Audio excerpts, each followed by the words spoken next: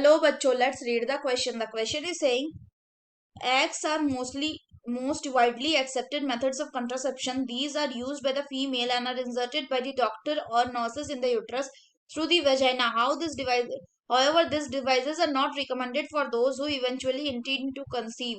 If X is found to release Cu ions in the body, then how it would be helpful in preventing conception. Option A में है Cu ions make uterus unsuitable for implantation.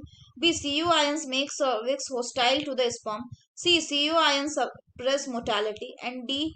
Cu ions inhibit ovulation. तो आइए देखते हैं हम इसका की concept. तो अगर हम बात करें इसके की कंसेप्ट की, तो इसका की कंसेप्ट हो जाएगा आईयूडीज. आईयूडीज स्टैंड फॉर क्या? It stands for intrauterine contraceptive devices. So अगर हम बात करें इंट्रायूटेरियन कंट्रासेप्टिव डिवाइसेस की, तो ये क्या होते हैं? These are the devices which are use to control pregnancy and these are inserted by expert doctors और nurses in the uterus through the vagina.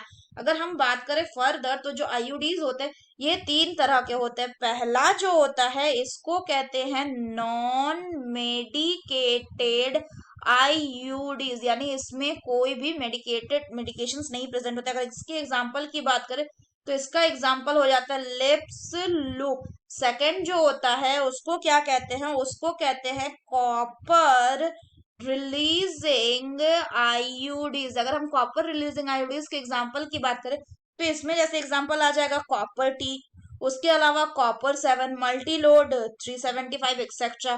तो मल्टी लोड 375 एक्सेट्रा. अगर हम बात करें कॉपर रिलीजिंग आईयूडीज की, तो ये क्या करते हैं? ये स्पर्म के मोटिलिटी को ही सप्रेस कर देते हैं. सप्रेस एंड क्या करते हैं? एंड उसके फर्टिलाइजिंग कैपेसिटी को क्या कर देते हैं? उसके फर्टिलाइजिंग कैपेसिटी को भी सप्रेस कर देते हैं. अगर हम तीसरा बात करें तो तीसरा होता है hormone releasing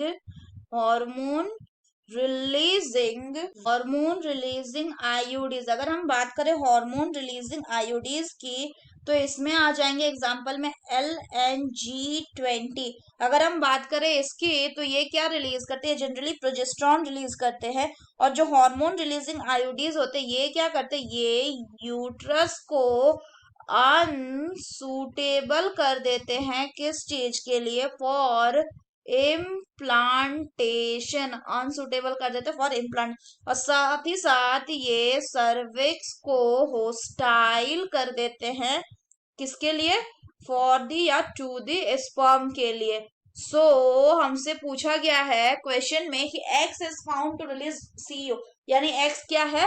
copper releasing IUDs. तो पूछ रहे ये कैसे हेल्पफुल होगा कंसेप्शन. तो सीयू क्या करता है? सीयू रिलीजिंग आईयूडी ये स्पर्म मोर्टेलिटी एंड उसकी फर्टिलाइजिंग कैपेसिटी को सप्रेस कर देता है. So the correct option will be option C, that is CU ion suppresses sperm mortality. अगर बाकी ऑप्शंस की बात करें तो CU ions make uterus unsuitable for implantation, ये गलत है.